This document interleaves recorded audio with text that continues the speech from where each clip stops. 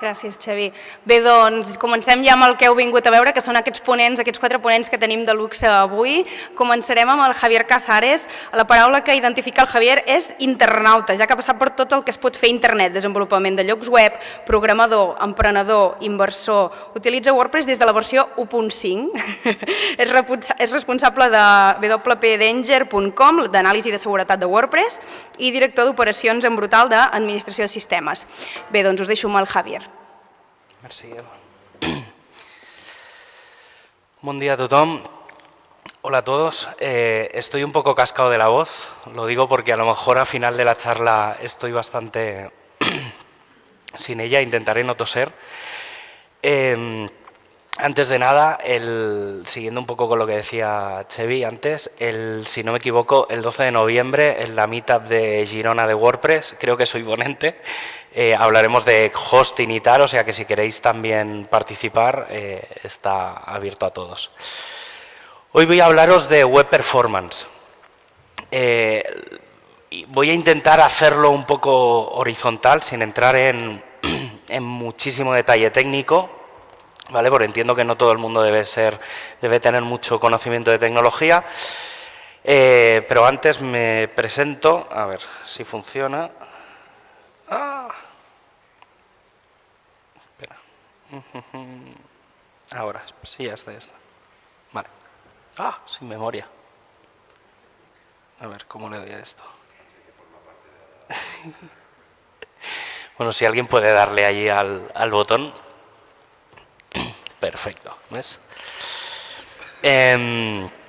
Pues eso, me llamo Javier, aquí tenéis formas de contactarme y para seguirme y demás. Por si os interesa, en 2010 escribí un folleto, porque no se le puede llamar libro, de Web Performance. Es extremadamente técnico y obviamente han pasado 9 años, lo que significa que estará bastante obsoleto. Pero si lo queréis, tenéis aquí en javiercasares.com/WPO, lo tenéis. Si también queréis, tengo uno de SEO del 2006, pero que es una guía de referencia, no ha cambiado mucho, que es también javiercasares.com/SEO y automáticamente se descarga. Web Performance. Uy. Esto no debería de pasar.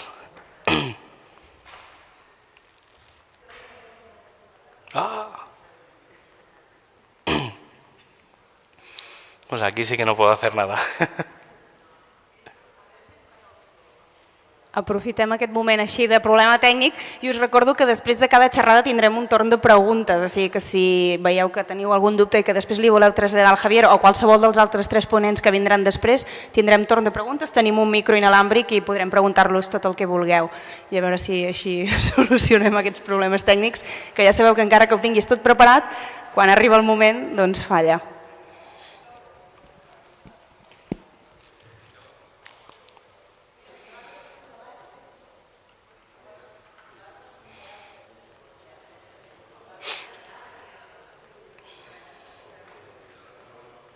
Ahora sí.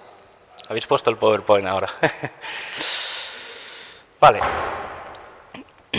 Web Performance. ¿Qué es? Pues básicamente está formado por 3 palabras. Web Performance Optimization. Entonces, de web creo que poco a decir. Todo el mundo sabe lo que es la web. Performance es el concepto de rendimiento. ¿Vale? Entonces, de todo lo que voy a explicar es el concepto clave. El objetivo de todo lo que voy a explicar es mejorar el rendimiento de un sitio web, ¿vale? Entonces, al final, ¿eso qué significa? Que la web vaya lo mejor posible. Es decir, no simplemente que funcione, sino que funcione muy bien y muy rápido y que desde cualquier dispositivo, desde cualquier lugar, la web cargue muy bien. Y pongo el tema de optimization así un poco con el really, porque lo mismo que hace años, que seguro que todos los que hacéis SEO, cuando lanzáis un proyecto ya metéis el SEO de serie, porque obviamente no vais a lanzar un proyecto y luego le vais a hacer el SEO porque es tirarlo a la basura. Con el tema de Web Performance pasa exactamente lo mismo. Es decir, no tiene ningún sentido lanzar un proyecto sin pensar muy bien toda la parte de rendimiento y de optimización. ¿Cuándo empezó todo el tema de web performance? Sobre todo en 2009-2010. Y, al menos yo como lo descubrí, fue por una serie de entregas dentro de los blogs oficiales de Microsoft. O sea, Google todavía no hablaba de web performance, Microsoft llevaba tiempo, hasta que un día, obviamente, Google empezó a hablar de ello y todo el mundo dijo, ostras, aquí hay algo, ¿vale? Y sobre todo empezó cuando Google dijo lo de la velocidad de carga del sitio afecta al SEO. ¿Vale? Entonces, claro, en ese momento, pero bueno, tiene cierta lógica. A diferencia del SEO, el web performance es muy abierto y muy público, sobre todo porque en general es un tema muy tecnológico. Y hay un tema importante, detrás de toda la gente que se dedica a hacer web performance están las grandes empresas de Internet. Está Google, está Amazon, está Microsoft, está Cloudflare, está Fast. ¿Vale? Entonces, eso llevó a que cuanta más información pública haya, mejor para todos. ¿Vale? Entonces, es muy importante y seguro que encontráis mucha información de web performance a todos los niveles. Y es más difícil porque el SEO es como una fórmula mágica, un brebaje, y entonces nadie quiere decir esa fórmula mágica. Entonces, eso es una gran diferencia entre la gente que se dedica a SEO y la gente que se dedica a web performance. Y esto implica que en general todas las herramientas de web performance sean muy accesibles. ¿Cómo empezó todo? Básicamente con dos herramientas. La primera de ellas fue el YSlow, que es una herramienta de Yahoo, ahora ya creo que ya no queda mucho rastro de ella, y lo siguiente que salió es el PageSpeed, ¿vale? Ahora evolucionado al Lighthouse o como se llame, y sobre todo, y esta herramienta sí que os la recomiendo, que es la única que yo utilizo cuando tengo que analizar cosas de web performance, es webpagetest.org, ¿vale? Esta herramienta está creada por todo el mundo que empezó a desarrollar web performance, lo que significa que es una herramienta creada por Google, por Yahoo, por Microsoft, por todos los ingenieros que luego han ido trabajando en el resto de empresas. Y sobre todo, si queréis trabajar cuando desarrolláis y demás, es muy importante trabajar con las herramientas de desarrollador del navegador. Si le dais a todos al F12, se abre una ventanita en un lado abajo y hay una serie de pestañas y hay una, normalmente la de Network, donde se ven ahí unos waterfalls, unas cosas en cascada. Pues básicamente esa es la gran herramienta a analizar. Importante, esto no es una herramienta de web performance. ¿Vale? Es decir, todo el que diga, es que el PageSpeed dice que tengo 97, ¿vale? Eso no sirve para absolutamente nada, ¿vale? Lo importante de esta herramienta es lo que no se ve, que es lo que normalmente hay abajo, ¿vale? Es decir, de la mitad para abajo, después de las barritas, abajo veis aquí unos letras, ¿vale? Pues ha tardado 1,27 segundos, ¿vale? En la parte de abajo de todo esto está detallado qué es cada cosa. Eso es lo importante. Y ese detalle no deja de ser esto, ¿vale? Esto es una captura del Web Page Test, ¿vale? Que es la herramienta que os digo. Que esto es bastante similar a lo que se ve en el navegador. ¿Cuál es la diferencia? Cuando trabajéis en el navegador, estáis trabajando desde vuestra conexión a Internet, desde con vuestro sistema organizado en una web que normalmente tendréis cacheada y tendréis muy trabajada. Lo interesante de esta herramienta es que hace lo mismo que cualquier navegador, que Chrome, que Firefox y hay algún otro, y te lo muestra desde diferentes puntos del mundo y desde diferentes cappings de conexión. ¿Vale? Entonces, cuando entráis, os pide la URL, pues le decís, mira, quiero que me lo analices desde España, desde Francia, desde donde sea, con este tipo de navegador, Chrome, Firefox, Edge, y con esta velocidad de Internet. Incluso tiene disponible las opciones de grabar el sistema y tiene muchas tal. Problema de esta herramienta, que está hecha por técnicos para técnicos, lo que en general hace que la gente que no se dedica al mundillo le cueste mucho entender qué es lo que pone. Sí que también he de decir que solo con la parte de arriba de los A's, B's, C's te da mucho pie a corregir cosas. ¿Qué es lo más importante cuando hablamos de web performance? ¿Vale? El web performance es como la Fórmula 1, hablamos de milisegundos. ¿vale? Es decir, sí que normalmente es muy fácil arreglarlo gordo y pasar de 4 a 2 segundos, pero cuando empiezas a reducir, cuando ya empiezas a esos 2 segundos, ya no es de 2 a 1 segundo, es de 2 a 1,5, de 1,5 a 1, y ya empiezas a hablar de décimas y llega un momento en que hablas de milésimas de segundo. Entonces es muy importante cuando hablamos de web performance que estamos hablando de reducir los tiempos, pero muy mínimos. Y obviamente el objetivo es optimizar al máximo. ¿Cómo empezamos? Lo primero, cuando empezamos un proyecto web, lo importante no es la web, ¿vale? La web es lo de menos. Hoy en día hacer una web es un commodity, ¿vale? Lo importante es la parte tecnológica, lo que hay detrás de una web. Entre esto que tenemos, el dominio, las DNS, la IP, la conexión, ¿vale? Eso está en un hosting. Ese hosting, ¿qué conexión a Internet tiene? ¿Vale? Son preguntas que normalmente no nos hacemos y es muy importante saber qué conexión tiene. Entonces, ¿por qué es importante esto? Porque si el hosting es una caca, ¿vale? Da igual el SEO, da igual el performance, da igual todo, ¿vale? Entonces, es muy importante, ¿vale?, que tengamos un sitio web alojado en un sitio adecuado a ello, ¿vale? Siempre cuando hablo de hosting, siempre digo que el hosting es la casa de nuestra web, ¿vale? O la tienda de nuestra web. ¿Verdad que no es lo mismo tener un Corte Inglés en Plaza Cataluña de Barcelona que tener una tienda pequeñita en una callejuela por ahí perdida? Pues es un poco lo mismo. Cuando hablamos de hosting, ¿qué es lo que hay que mirar? Primero, si realmente buscáis web performance, hay que buscar, no hay que irse a un hosting compartido. Hay que intentar irse a un hosting, pues a un VPS, un hosting dedicado, a algo que tú tengas el control y donde tú tengas el sistema para ti solo. Otra cosa importante, la velocidad de los discos. ¿Verdad que no es lo mismo el ordenador cuando lo abrís, tenéis un disco malo, que eso tarda 6 horas, ¿vale?, en arrancarse el Windows, y que ahora abrís y ¡pum!, y te aparece? Pues eso pasa lo mismo con el tema de las webs. Capas de caché, ¿vale?, tanto de disco como de datos, como de página, a todos los niveles, ¿vale? Esto obviamente lo consultáis con quien lo tengáis que consultar, ¿vale? El tema de la conectividad. No es lo mismo conectarse desde el móvil que conectarse con fibra en casa, ¿vale? Pues esa misma conclusión que sacamos todos, pasa lo mismo con el hosting. Hay hostings que tienen conexiones basura, ¿vale? Entonces, o de 100 megas, ¿vale? Entonces, si tú tienes mucho tráfico y tienes una conexión a 100 megabits por segundo, ¿vale?, tienes más velocidad en casa que el propio hosting. Entonces, intentad ir mirando ese tipo de cosas.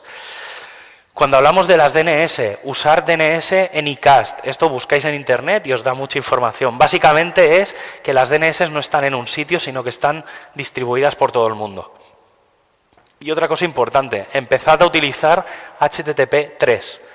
¿Vale? Esto seguramente, pero si ahora está todo el mundo con el HTTP 2, vale, sí, pero el HTTP 3 ya existe, Google lo lee, lo que significa que es bueno para SEO, porque es mucho más óptimo que el 2. Todos os estaréis diciendo, este tío me está soltando una chapa aquí, no sé de qué me está hablando. Vale.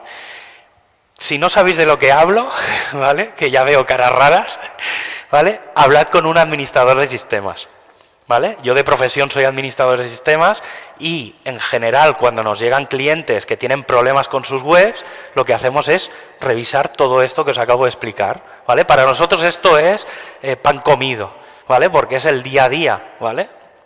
Entonces, es nuestro trabajo. Si realmente queréis hacer que una web funcione rápido, hablad con alguien que sabe de eso, que es el administrador de sistemas. ¿Cómo se hace todo esto? Porque os he soltado aquí el rollo de todo lo que hay, ¿vale? Entonces, lo primero, contratad un buen hosting. Un buen hosting, si no hablamos de 100 euros al año, ¿vale?, todo lo que sea por debajo no es un buen hosting, porque es inviable que eso sea, que eso tenga negocio, ¿vale? Entonces, por algún sitio hay una trampa. Y 100 euros me parece poco, ¿vale? Pero para un blog personal, para una web así sencillita, 100 euros al año está bien, 10 euros al mes, ¿vale? Si tenéis un e-commerce o cualquier cosa, ya estamos hablando de un mínimo de unos 30 euros al mes, ¿vale? O sea, si lanzáis una tienda, 30 euros al mes es bastante razonable.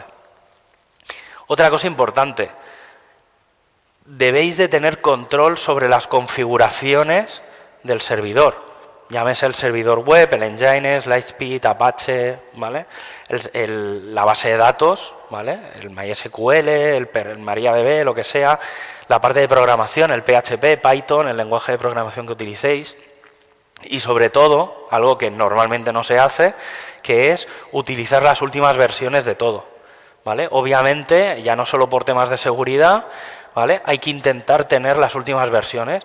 El cambio de PHP de la 5.6 a la 7.0 hace que vaya un 30% más rápido, pero es que de la 7.0 a la 7.3 o a la 7.4 que sale dentro de un mes, ¿vale? Tiene otro 30%, ¿vale? Entonces estamos hablando de que cada año, ahora que sobre todo van a salir versiones anuales, el rendimiento a la hora de procesar es mucho más alto, por lo tanto siempre nos va a interesar estar al día.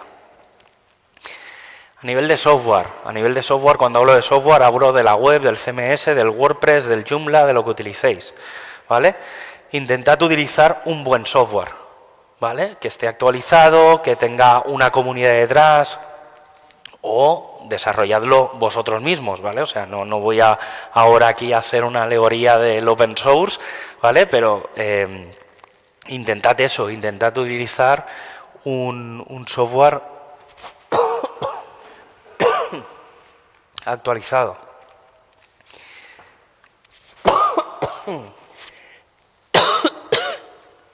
Perdónenme, que estoy...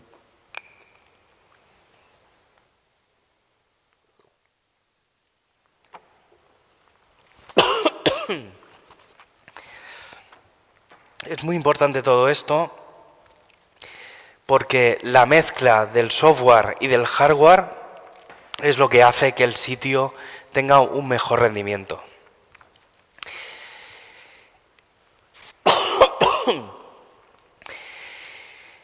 Es importante sobre todo el resultado del sitio, que es lo que se ve. Es decir, al final cuando hablamos de web performance hay una parte que es la del hosting, pero hay una parte que es lo que se ve. Y ahí estamos hablando de todo lo que es el HTML. El HTML, el CSS, el JavaScript. En la parte del HTML... De verdad que lo siento, pero es que estoy hiper cascado.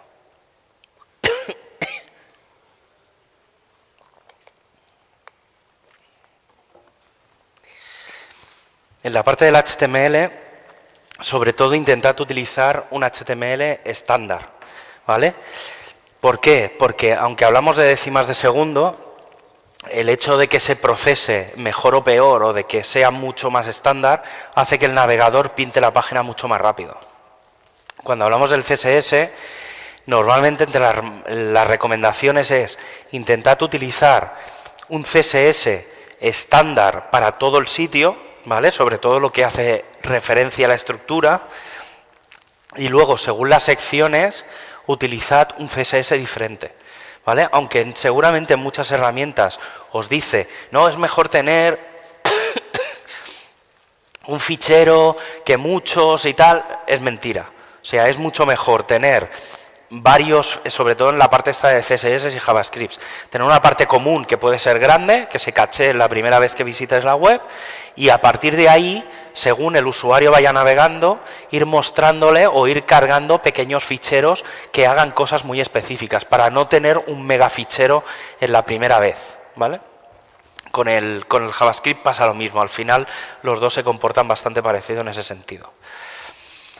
¿Cómo seguir haciendo la web más rápida? Evitando las redirecciones, ¿vale? Obviamente, si yo entro y pongo javiercasares.com directamente en el navegador, ahí hay unas primeras redirecciones. ¿Por qué? Pues porque le tiene que poner las 3 W, tiene que ir al HTTPS, pero una vez estás ahí, cuando navegas, ya no debe de haber ningún tipo de redirección. Es decir, no enlacéis a una imagen que no tenga, por ejemplo, las 3 W.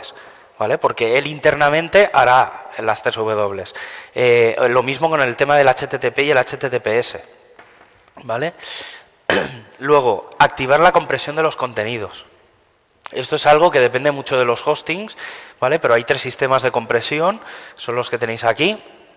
Son estándar, tenéis ahí los RFCs por si queréis leeros la cosa más técnica del mundo, ¿vale? Pero está el Deflate, el gzip y el Broadly. El Broadly solo funciona sobre HTTP 2 y 3, ¿vale? Es un invento de Google, que es como una especie de mejora del gzip, ¿vale? Que es lo más habitual, ¿vale? Y básicamente es en la web, imaginaos cuando tenéis un fichero zip, ¿vale? Imaginaos que la web en el servidor se comprime en zip, se envía y se descomprime en el navegador, ¿vale? Eso es hipertransparente para todo el mundo, ¿vale? Y eso que hace que la transferencia de información sea mucho más rápida, porque al final si comprimes un texto, el texto va a ocupar súper poco. Configuraciones de caché. Esto os lo dejo, la presentación supongo que la publicaremos, si no la publicaré yo en mi web. No voy a entrar en todos los detalles porque es bastante, y aquí ya entramos en temas muy técnicos, pero básicamente definid, estos son cachés bastante simples, pero definid el tema del caché control y el ETAC, ¿vale? Son dos etiquetas para saber si una cosa está cacheada o no o se tiene que renovar, refrescar y demás. Una cosa muy importante, definir los tiempos de la caché, es decir, ¿cuántas veces habéis subido una imagen y la habéis sobreescrito al cabo de un mes? O sea, yo eso no lo he hecho en la vida, ¿vale? Porque si tengo que cambiar la imagen, lo que hago es subir una imagen nueva y cambiarlo en el texto, ¿vale? Entonces, los tiempos, por ejemplo, de caché de una imagen pueden ser un año, porque las imágenes no cambian. Entonces, si un usuario ya se la ha descargado, pues ya no te la vuelvas a descargar, ya la tienes tú. Otra cosa importante, cachés públicas y privadas. Esto hago hincapié por una sencilla razón.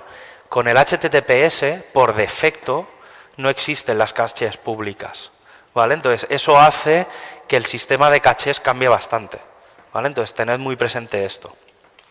Usar URL consistentes, ¿vale? Ahora, esto por los SEOs lo sabéis, el tema de no tener parámetros y cosas de ese estilo, ¿vale? En el caso de tener parámetros, ¿vale? Y esto es el concepto de URL consistente, poned siempre los parámetros en el mismo orden.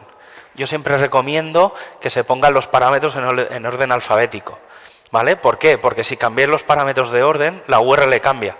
Entonces, entonces ahí empezamos con los contenidos duplicados y todas las mandangas de SEO, ¿vale? Entonces, esto de cara también a temas de caché es muy importante, porque si siempre cargas la misma URL, todo va mucho más rápido. Invalidar caché. Si necesitáis vaciarla, hay que hacerlo, ¿vale? Y crear otras capas de caché a otros niveles, sobre todo la de las bases de datos, ¿vale? Normalmente no se habla, pero las consultas que se hacen a las bases de datos suelen ser las mismas, ¿vale? Siempre, cuando cargas la página principal, siempre cargas los mismos contenidos hasta que se actualizan, ¿vale? Entonces, eso también se puede cachear. Más cosas, esto ya es más típico, el minify, ¿vale? Que es quitar los espacios, los intros y todas esas cosas, ¿vale? Optimizar las imágenes, ¿vale? Una regla básica de las imágenes cuando se suben a internet, que se haga antes de, o sea, que se procesen antes de subir. Por ejemplo, es mejor un PNG que un GIF, ¿vale? Quitando que sea animado, pero por defecto. Luego, si tenéis PNGs, quitar el alpha channel, ¿vale? Eso es una cosa que las configuraciones del Photoshop y del GIMP y demás se puede hacer.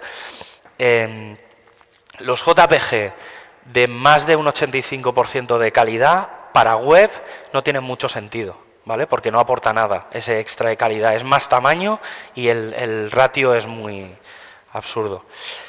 Lo mismo, el chroma sampling del 420 y demás, esto es una configuración que os vais por ahí, cuando vais a guardar el JPEG, os sale esto, lo configuráis así y ya está.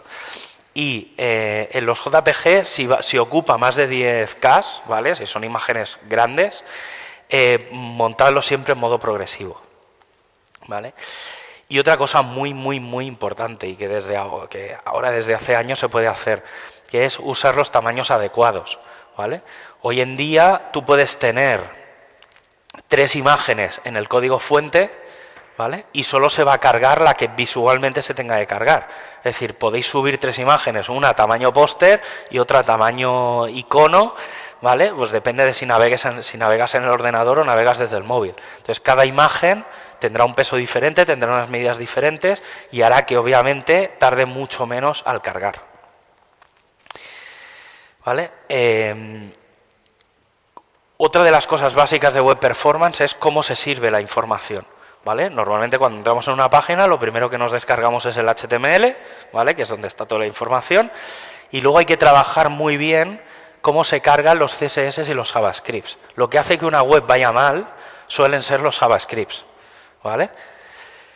Ahora lo veréis, estos son detalles. Entonces, lo que os decía antes, lo más importante de las herramientas es interpretar los datos, ¿vale? O sea, a mí me parece muy bien que el Lighthouse me diga que tengo un 94 y que está en verde y ya está, ya no tengo que hacer nada, pero eso es mentira, ¿vale? Sobre todo, hay que leer y pensar muy bien qué es lo que te están dando estas herramientas, ¿vale? Sea la herramienta que sea. Primero, hay que saber muy bien de dónde salen esos datos, ¿vale? Normalmente salen de la web, ¿vale? Pero hay que intentar saber de dónde vienen esos datos, ¿vale? Y qué significan. Es decir, hay que saber qué es un el times to first byte y ese tipo de cosas, saber qué significan en el sentido de, no, es que me han dicho que esto tiene que ser muy reducido. Bueno, es que a lo mejor en tu caso esto puede ser más grande y lo otro es lo que tiene que ser más reducido. Entonces, dependiendo de los casos, hay que interpretar y hay que saber de lo que estamos hablando. Lo mismo, ¿para qué sirven los datos? ¿Vale?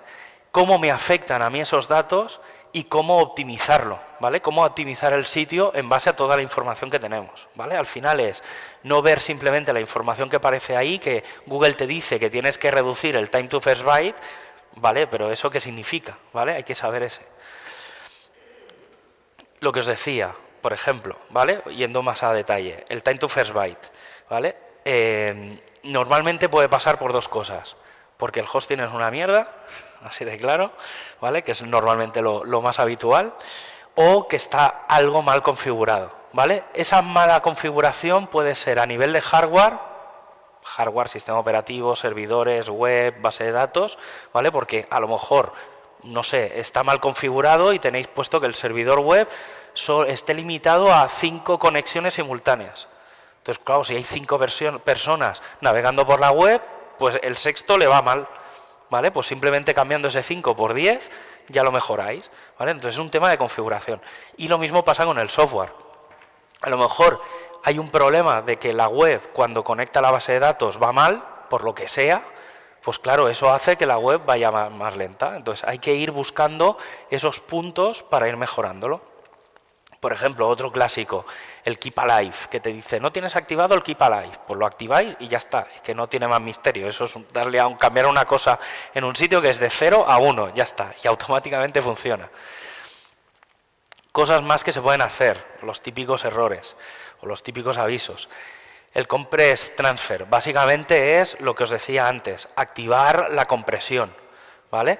Hay que tener en cuenta que la compresión no siempre funciona. En un texto, en un HTML, se puede comprimir porque es texto, un JPG ya está comprimido.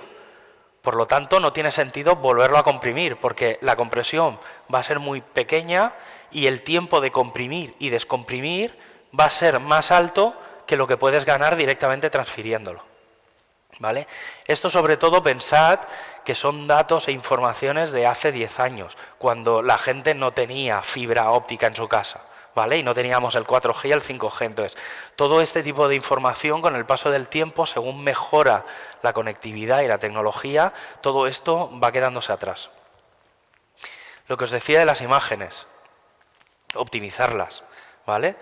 Normalmente lo ideal es optimizar las imágenes antes de subirlas, ¿vale? Tenemos también una mala manía, sobre todo los que usan WordPress, los que usamos WordPress, que es, no, yo subo todas las imágenes ahí y luego me instalo el plugin de no sé qué que me hace la optimización de las imágenes, ¿vale? Eso es una mierda, eso es un parche que obviamente si ya tienes 10 años ahí de datos, pues obviamente está bien porque lo haces, pero lo ideal es antes de subir la imagen, meterla en el Photoshop, en el GIMP, en el programa que sea. Hay programitas que directamente le subes la imagen y te la devuelve optimizada, pero es mucho mejor hacerlo offline. Las CDNs, personalmente, siempre en las herramientas estas se recomienda usar una CDN, ¿vale? No uséis CDNs.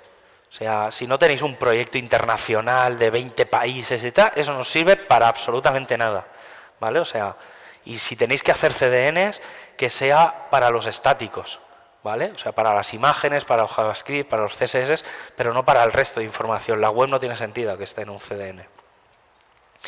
Y para mí, el punto quizá más importante de todos, que es el de los scripts, ¿vale?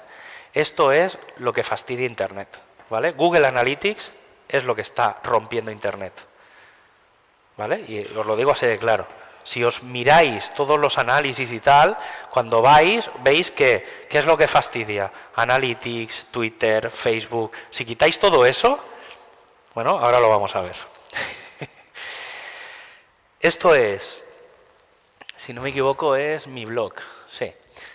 Aunque no se lee muy bien, pero ya os lo explico. La parte de arriba, la parte de hasta la raya verde roja, ¿vale? La parte de arriba son sobre todo las conexiones de casares.blog, ¿vale? Pues ¿qué es lo que hay arriba? Pues el HTML, que es la primera barra, luego los JavaScript o los CSS del principio, y luego el resto son imágenes, ¿vale? De la barra roja para abajo son todo peticiones a fonts.gestatic.com, platform.twitter.com, fonts.googleapis.com, no sé qué, pbs.twimg.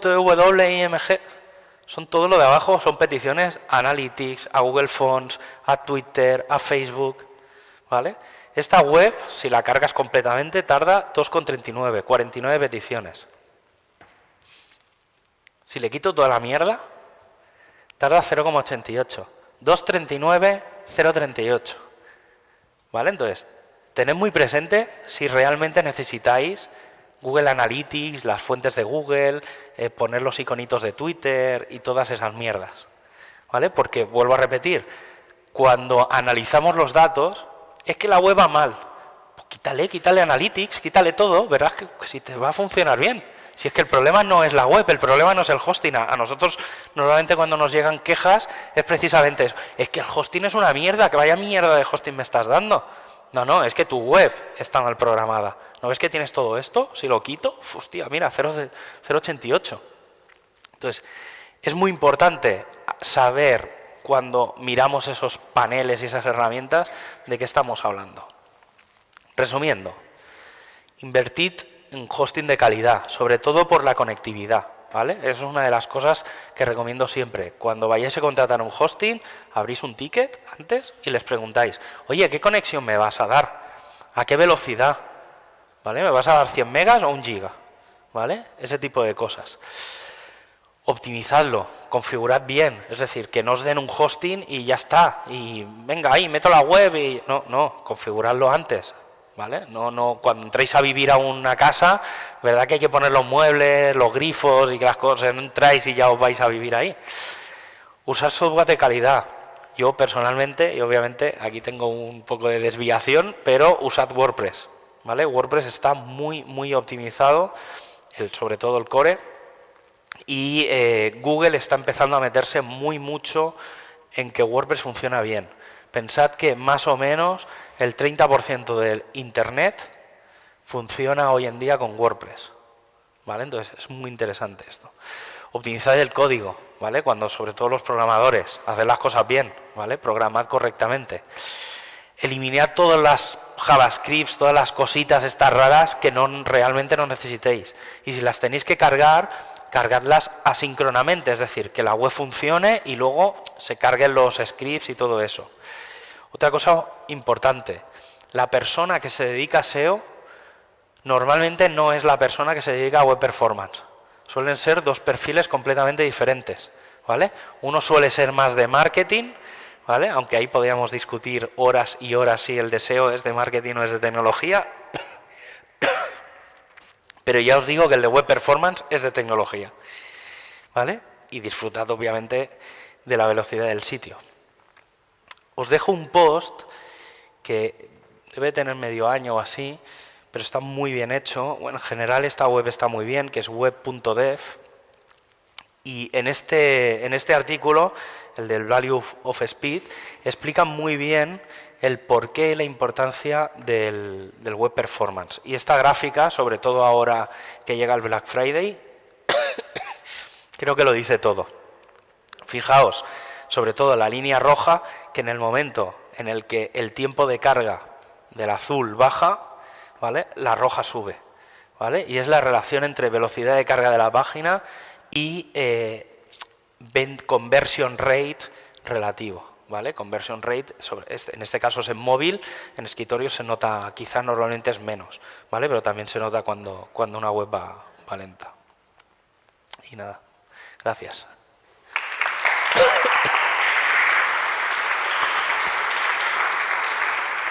Preguntes? Bé, abans que res, agrair-li al Javier, pobre, no us ho he comentat al principi, però es troba fatal, ve d'un refredat i ha estat quasi bé sense veu, o sigui que ha fet un esforç enorme per poder-nos fer la xerrada avui. No sé si hi ha preguntes, us hem posat la xerrada més tècnica primera per veure si us adormiu o no, us hem posat a prova. Hi ha alguna pregunta? Sí? Hola, bon dia, Javier. Hola. Ampliant la informació que acabes d'exposar, m'agradaria que ens fessis 5 cèntims del que són els back-ends i la seva vinculació amb els front-ends. I aniré una mica més enllà. Si algú pogués accedir als back-ends de Facebook, de Google, de Microsoft, a què estaria accedint? Gràcies. A ver, en general con el tema de los... Cuando hablamos de web performance, sobre todo hablamos de lo que se ve, ¿vale? En general siempre se hace referencia al front-end y no al back-end.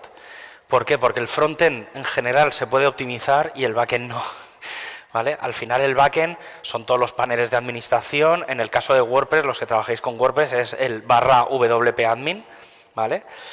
Yo, por ejemplo, desde el punto de vista de escalabilidad, claro, ¿qué suele pasar? Que cuando tú montas una web, está todo en el mismo sitio, ¿vale? Pongo el caso de WordPress, ¿vale? Pero da igual, el /admin de turno o el /panel o como lo queréis llamar. Existen herramientas, sistemas, ¿vale? Por ejemplo, con una proxy o con un varnish, que lo que te permiten es, dependiendo de la URL con la que trabajes, puedes mandar el tráfico internamente a un servidor o a otro, ¿vale? Esto ya es un poco el concepto de alta disponibilidad, alto rendimiento, escalabilidad y demás. Entonces, básicamente la idea en estos casos es que los frontales, uno o muchos, ¿vale? El frontend, estén en una serie de máquinas y es mejor tener muchas máquinas pequeñitas, ¿vale? Por lo que decía antes del tema de la configuración, ¿vale? Entonces, de forma que aunque tengas mucho tráfico, vayan a unas máquinas que lo que hacen básicamente es servir. Piensan poco. En cambio, el backend hay que separarlo bastante porque suele consumir muchos recursos, ¿vale? El actualizar contenidos, el añadir contenidos, eso suele ir mal. O sea, una web se nota que va mal cuando entras en el panel de administración y eso no tira, ¿vale? Entonces, eso normalmente lo que se hace es separarlo, por lo que decía, como se pueden separar el /wp-admin, se monta en una mega máquina con mucha más CPU, mucha más RAM, para que eso tire por separado. En general, lo ideal, ¿vale? Sobre todo si desarrolláis software privado, software vuestro, es siempre separar las dos cosas, ¿vale? O sea, tiene que haber un desarrollo, por eso ahora, desde estos últimos años, siempre se habla de los desarrolladores de frontend y de los de backend, ¿vale? Y va un poco por ahí, porque realmente el trabajo ya empieza a ser bastante separado. En el caso de open source y demás, es más difícil porque al final te dan un paquete completo y es un poco más complejo de separar. Es muy difícil optimizar los backends. Se puede, pero en general los programadores se fijan más en la funcionalidad que no en el performance, ¿vale? En cambio, los que desarrollan frontend suelen tirar más a que eso funcione más optimizado que no a determinadas cosas más de calidad de código. Más o menos va por ahí. Ay, espera. ¿Lo escuchas, Javier? Sí, sí, sí. ¿Sí?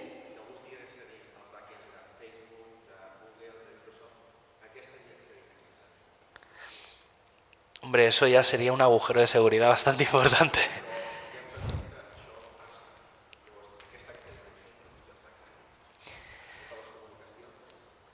A ver, bueno, depende. En el caso de Facebook, claro, supongo que existirán paneles internamente donde podrán ver toda nuestra información, ¿vale? Esto ya entramos en temas más legales del EOPD, el concepto más de la RGPD, ¿vale? Sí que voy un poco por ahí, ¿vale? Quizá no entrando tanto en qué es lo que ve Google, porque seguro que no hay un panel, debe de haber, cada persona que trabaja en Google debe de tener un panel que él ve lo que puede ver, lo mismo que en un banco, ¿vale? O sea, si entras en el panel del banco o cuando habéis estado en una oficina, ¿qué es lo que ve el tío ahí del puestecito que ve muchas cosas sobre vosotros?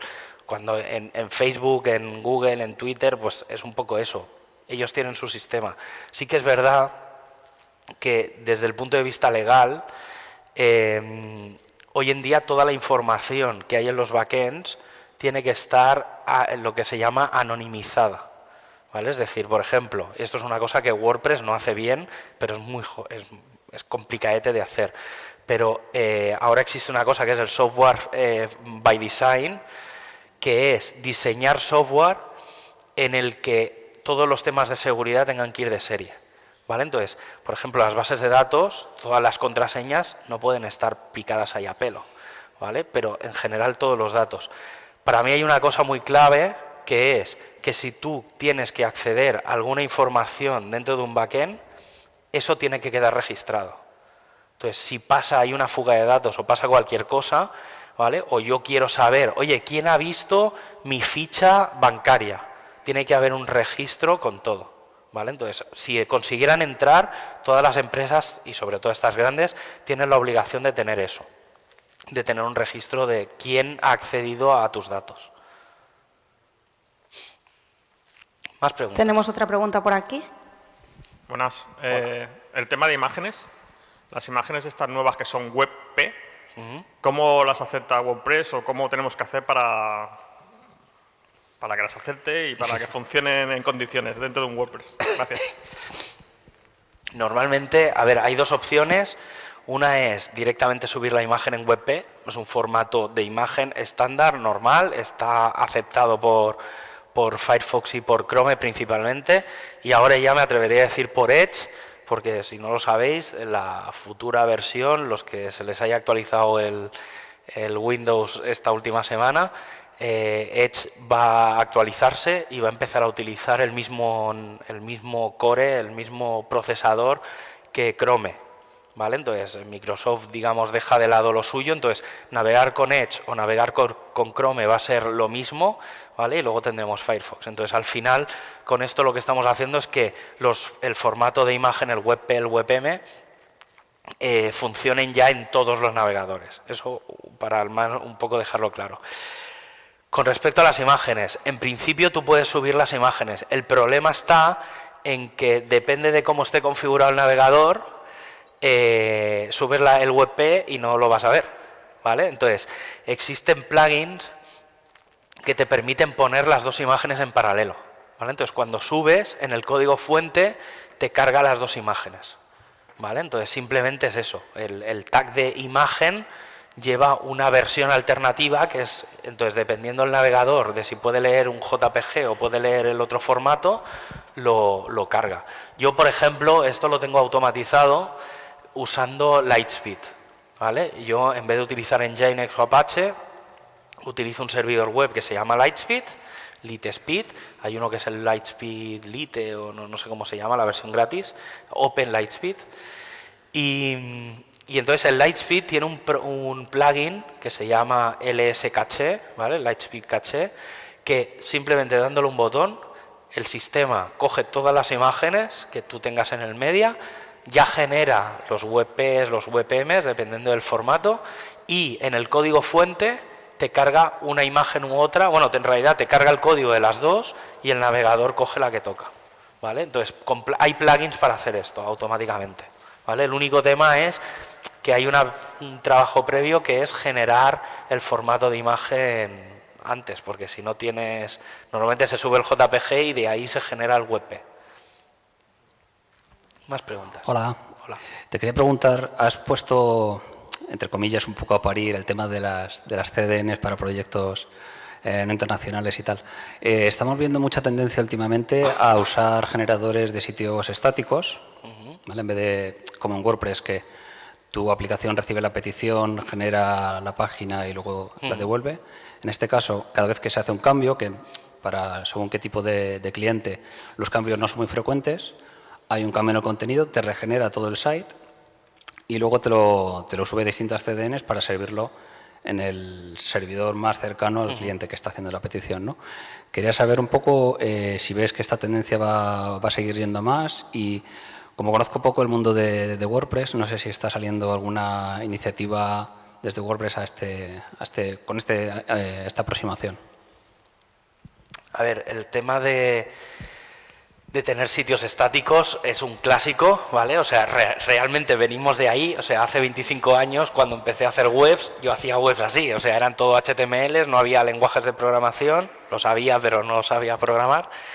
Entonces, el tema de subirlos a las CDNs, hay un problema que es con la invalidación, ¿vale? Entonces, el mayor problema que hay es que le tienes que decir a la CDN cuando subes una nueva versión que todas las URLs que han cambiado tiene que regenerarlas y no todas las CDNs te lo permiten o algunas incluso te cobran por las invalidaciones, ¿vale? Entonces, eso no tiene mucho sentido, ¿vale? Entonces, para mí el tema de las CDNs, y digo el no normalizar las CDNs, es básicamente porque ¿cuántos proyectos internacionales tenéis? ¿Vale? O sea, normalmente si tú montas un e-commerce, sí que puede ser que te plantees vender en Europa, pero no es lo normal. O sea, lo normal es que sea o muy local, o a veces, pues yo qué sé, España, Portugal, ¿sabes? Francia, si me apuras, ¿vale? Pero es muy...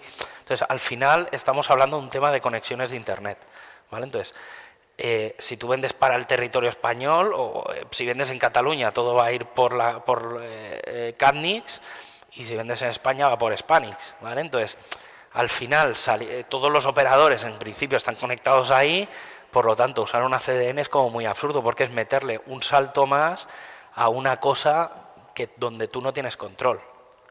Sí que es verdad que Cloudflare tiene nodos en Barcelona y en Madrid, pero mi experiencia, por ejemplo, con un WordPress, yo usando con el Lightspeed y tal, es que va más lento el Cloudflare que el Lightspeed. ¿Por qué? Sobre todo en la parte del HTML, ¿vale? Aunque sean HTMLs estáticos y los tenga cacheados, no los optimiza bien, porque no es su trabajo optimizar HTMLs, porque por defecto una CDN no tiene que hacer eso, ¿vale? Entonces, sí que es verdad que las imágenes las sirve, ¿vale? Pues no tiene otra cosa que hacer, pero el resto de formatos es más complicado. Entonces, personalmente no me mola. En caso de necesitar montarte o trabajar con otro país, nosotros lo que hacemos es montar un proxy nosotros, es decir, montarte una pseudo CDN, que es coger un servidor virtual, pues yo qué sé, si tienes mucho tráfico en Estados Unidos, ¿vale? Pues te montas una maquinita en Miami,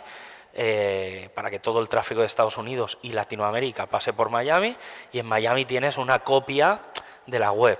Entonces, lo que haces es como montarte una CDN que vaya leyendo y vaya actualizando la información de tu sitio principal, ¿vale? Entonces, ahí sí que tienes más control de las invalidaciones, de qué es lo que quieres que se cache y qué no, porque claro, tú imagínate si tienes que mandar un formulario, ¿vale? O sea, claro, a mí esto de, es que todo el mundo tiene webs estáticas, bueno, pero es que todo el mundo tiene un formulario en su web, entonces ahí ya empezamos a entrar en unos puntos que como mínimo una página requiere de desarrollo, entonces es un poco más complicado eso.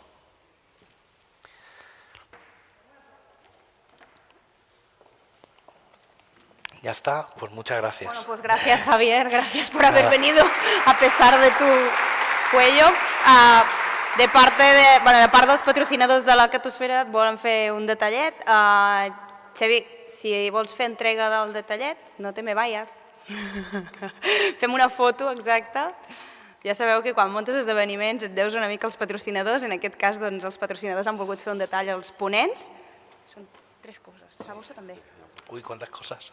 Ratafia. O mort. Ratafia o mort.